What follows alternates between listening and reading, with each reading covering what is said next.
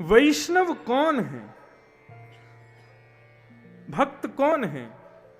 जो परम ज्ञानी हो, संत उपासी हो, तिलक आदि वैष्णव चिन्हों को धारण करता हो, गले में कंठी माला पहनता हो, शिखा सूत्र आदि धारण करके रहता हो, पवित्रता का ध्यान रखे, वही वैष्णव है। केवल यही वैष्णव, ये तो वैष्णव का श्रृंगार हो गया, पर वैष्णव के कुछ लक्षण भी होने चाहिए। वैष्णव का प्रथम लक्षण क्या होता है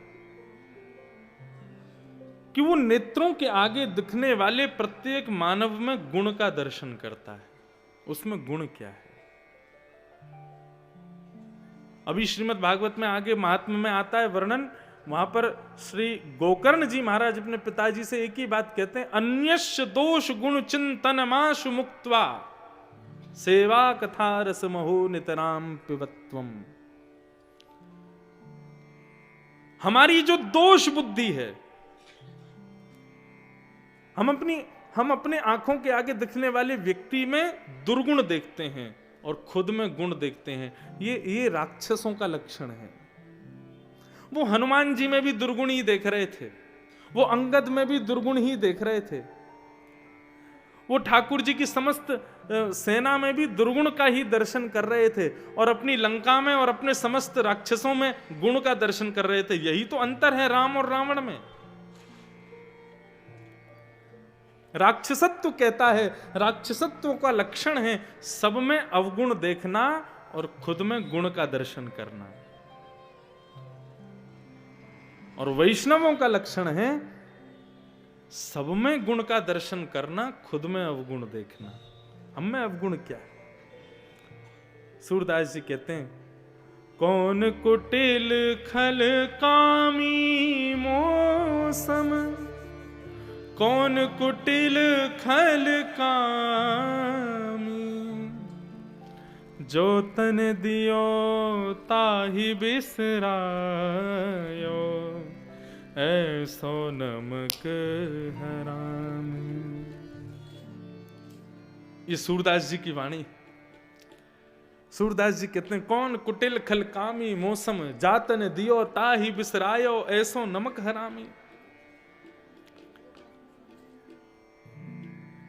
वैष्णवों का लक्षण है सब में गुण का दर्शन करे, खुद में अवगुण देखे। श्री नारद जी महाराज भक्ति महारानी से कहते हैं, देवी जिस कलिकाल में हम लोग बैठे हैं, इस कलयुग में भले ही बहुत दुर्गुण हैं, लेकिन एको गुण खलु निहंति समस्त दोषान। शास्त्र आज्ञा करते हैं कि व्यक्ति का एक सद्गुण उसके सारे दुर्गुणों को नष्ट कर देता है। इसलिए व्यक्ति को चाहिए सब में गुण देखे। देवी इस कलयुग में भले ही लाखों अवगुण हैं, लेकिन एक बहुत बड़ा गुण है। क्या? कि यत्फलम नास्ति तपसा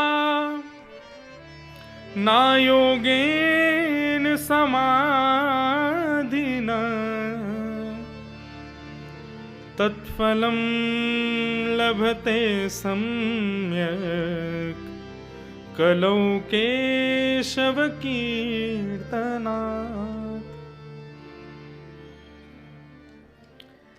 कलयुग में लाखों अवगुण हैं बंधुओं, लेकिन कलयुग में एक बहुत बड़ा गुण है जो बड़े बड़े तपस्वियों को तपस्या से नहीं मिलता, बड़े बड़े योगियों को योग साधना करने से नहीं मिलता, बड़े बड़े याज्ञिकों को यज्ञ आदि करने से प्राप्त नहीं होता।